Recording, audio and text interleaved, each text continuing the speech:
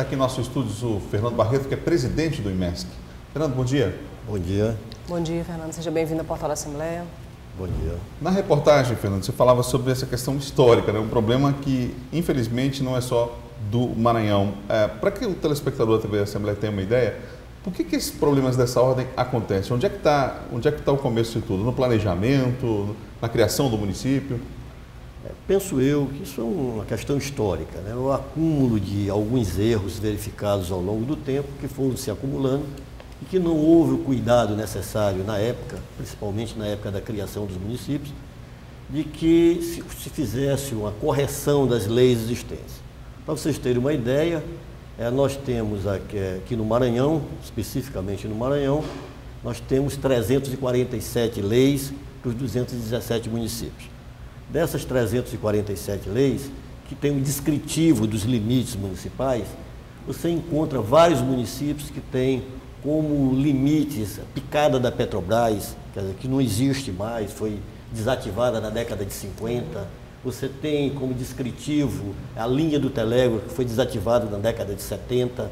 E são alguns elementos naturais que já não existem mais.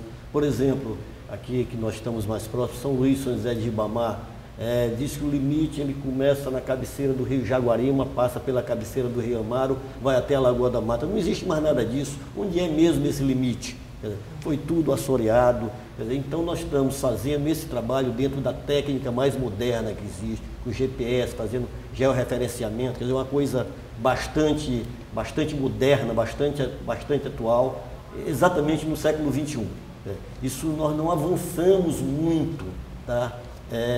Nós estamos no século XXI, mas nós não avançamos muito nessa questão de limites municipais. Isso é um problema, não é uma peculiaridade do Maranhão, isso é um problema nacional, todos os estados estão enfrentando esse problema e, graças a Deus, aqui no Maranhão nós estamos bem avançados, nós já trabalhamos mais da metade do município dos municípios maranhenses, tá?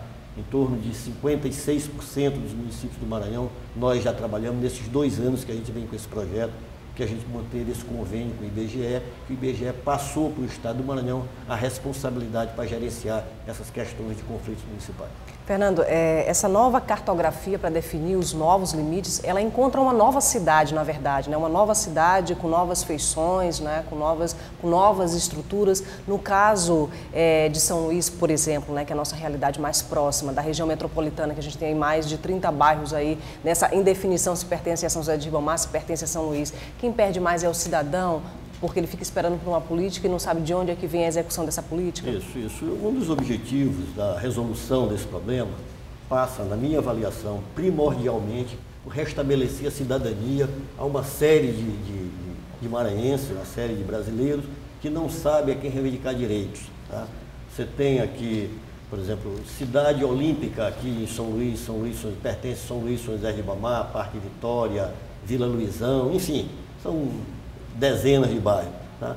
Então, nós, para efeito do censo, ainda não existe uma definição legal, porque a definição legal se dá a partir da votação e da aprovação pela Assembleia Legislativa de uma nova lei, tá? Mas para efeito do censo foi feito um acordo entre os gestores municipais, tá? Na época do censo de 2010, porque existia um conflito, inclusive judicial.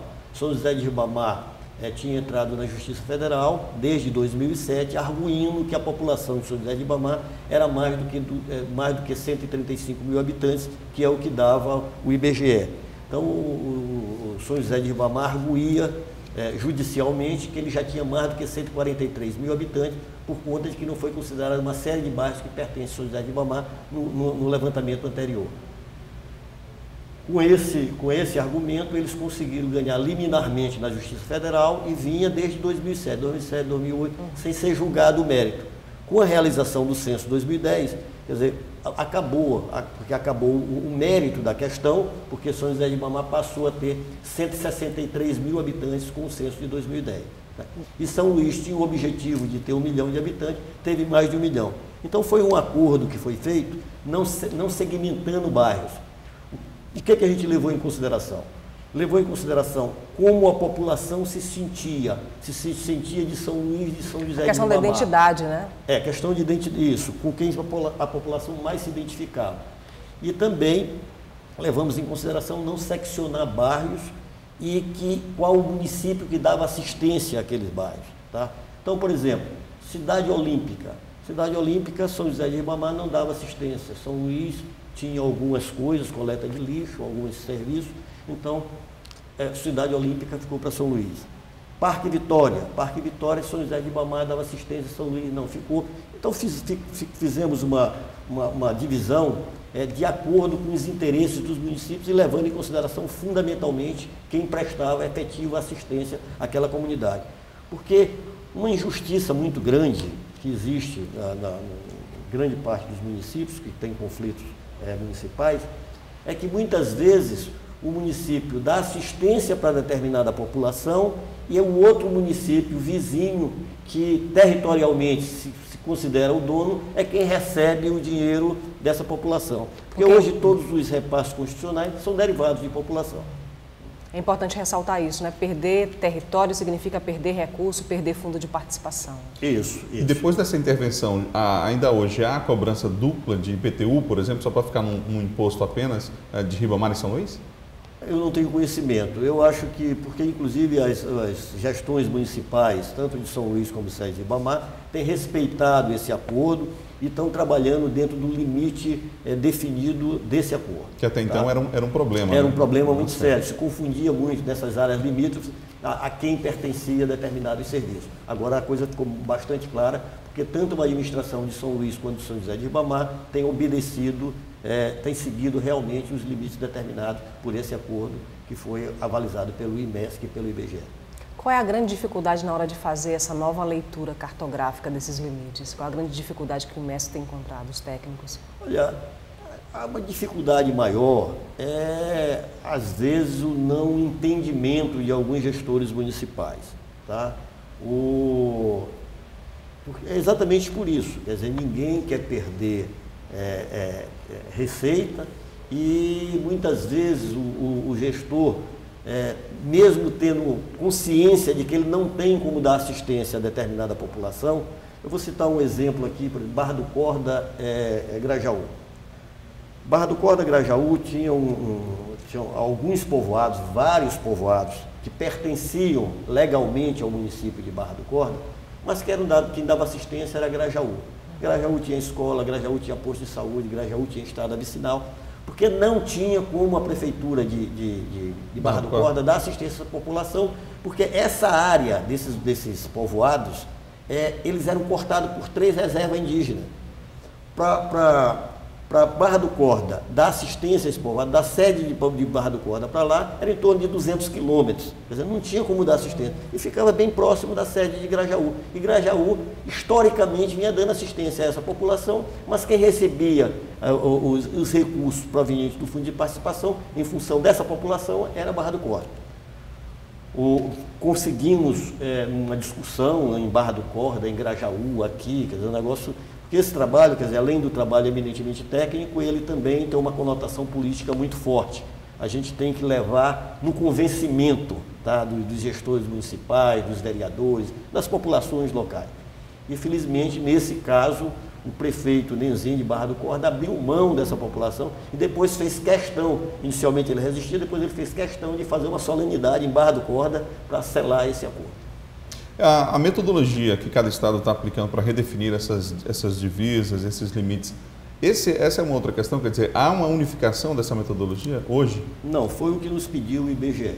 Tá? Nós no Maranhão avançamos muito nessa área, apesar das pessoas não saberem bem esse trabalho que a gente está fazendo, tem pouca divulgação, mas em maio eu tive a satisfação, enquanto presidente do IMESC, de receber, juntamente com o meu diretor de cartografia, nós recebemos uma comenda nacional da Ordem do Mérito Cartográfico Nacional pelos relevantes serviços prestados à cartografia nacional. Tá? Nós somos indicados pela Direção Nacional do IBGE, o seu estado que está avançando bastante nessa área de cartografia. Então foi uma honra muito grande para a gente que sempre está acostumado com com esses índices negativos do Maranhão, de vez em quando aparecem umas coisas positivas e pouca gente divulga, né? Mas isso para a gente é uma satisfação muito grande, ter o reconhecimento nacional do trabalho que a gente vem fazendo, um trabalho importante, diga-se de passagem. Eu sempre digo o seguinte: se o IMESC existisse só por esse trabalho, se justificaria a pequena estrutura que a gente tem. Porque esse trabalho é de bastante relevância para o Estado do Maranhão. Então, me permita, há uma unificação dessa metodologia ou é o contrário? O ideal é que cada Estado aplique... Não.